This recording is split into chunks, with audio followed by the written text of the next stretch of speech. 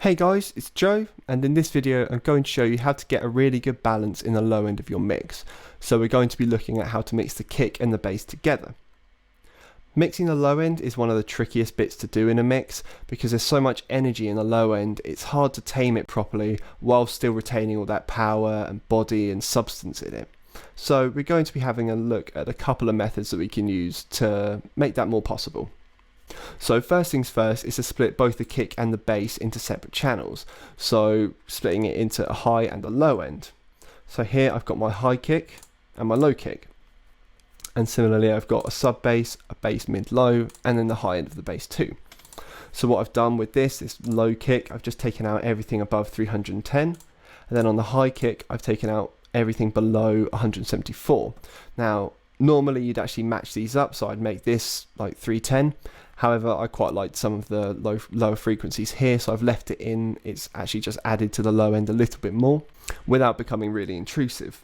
So the reason we do this is that we can balance them out nicely so we can get a good mix of the low and the high. But I'll just demonstrate why I've EQ'd it. So this low kick, didn't really like the high end, but I liked the low. It's got quite a nice boomy thump to it. So I got rid of the high click, which I didn't really like. And then vice versa on this high kick, didn't like the low end or what there was of it, so I took it out. And then when you put them both together, you've actually got quite a nice result. Of course I've had to balance these out with the faders to make sure that the click isn't too loud or the boom isn't too loud. So you just want to be able to achieve a nice mix between the two. And then similarly for the bass, so I've got my sub here. It's actually quite a generous sub. If anything, it would be lower for a pure sub bass, but this is what's worked for this one. Taking out everything above 265. I've actually got 3 here, as I mentioned earlier. Normally 2 is absolutely fine, but this wasn't quite sitting well enough for me in the mix, and it just needed a bit of a boost, so it's actually sat in the sub as well. Just because it's providing a bit more energy that the sub wasn't quite providing in this region, but this wasn't enough to provide on its own, so I've just blended the two together.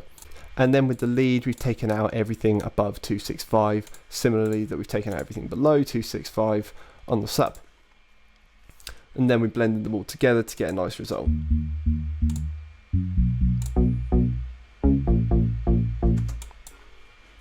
Now once we split them all into different channels, best thing to do in my opinion is to sidechain the sub, and in this case the mid-low area, to the low end of the kick. So we're going to put a compressor on our sub and sidechain it to the low kick. We'll just put a pretty generic setting on here. We'll just turn these off. Nice quick attack, medium quick release, quite a harsh ratio. And we'll just solo both of these and see how it sounds. So getting a good amount of reduction, if anything it's a bit much. So it's just ducking out that sub quite nicely whenever the kick comes in. And again, because we've got 2 of these, we're actually going to do the same thing on here. Same kind of settings, but if anything, going to make the ratio a little less aggressive because it's not the really low end that we want to be looking at. So just going to sidechain that. Quite a lot, don't need that much. That's something quite good. And then together, cool. Now if you've got quite a clicky high end bass as well, it can be worth sidechaining that to the high kick, but it all depends. But if you're struggling with getting those two to work together, that could be a solution. And next of all, we want to have a look at using mirror EQ. This is something I have looked at before, but it's going to be really useful to us here. So we're just going to put some EQ on this bass, solo the whole bass bus, and we're just going to put on some pretty general boosts for the bass. Just want to bring out some of that low end a little bit. So it's just giving it a bit of warmth.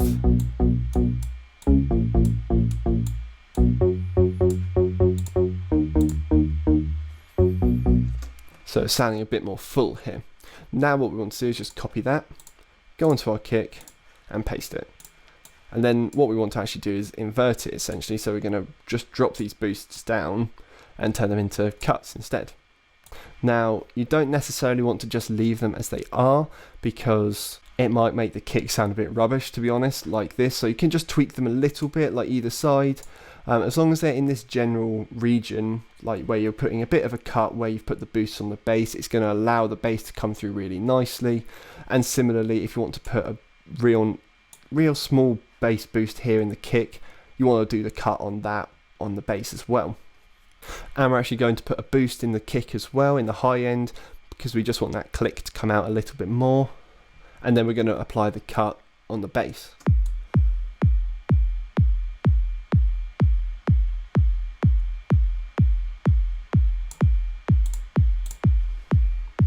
Cool, so that's just going to help it cut through in the whole mix as well. So that's 6,600. So we'll go onto our bass and just put a bit of a cut there. Bass might not even need this, it will totally depend on the sound that you've got, but just for this demonstration, that's what we'll do. And similarly, let's have a look at that shelf we put in. Well, we'll have a listen to it first, actually. Cool, yeah, that's fine. So it's just giving it a bit of body. 62.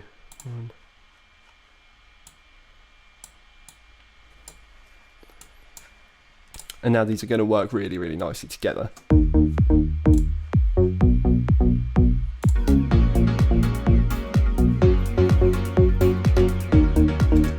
Of course, once you've done this, you want to go through and adjust levels and things like that. And of course, as I said, adjust some of these EQs a little bit, because they might adjust the sounds a bit too much. It sounds okay in the mix for sure, but it all depends on what you're using. I hope you found this video useful, and if you have any questions, please leave a comment or contact me via my website. Thanks a lot for watching. Cheers.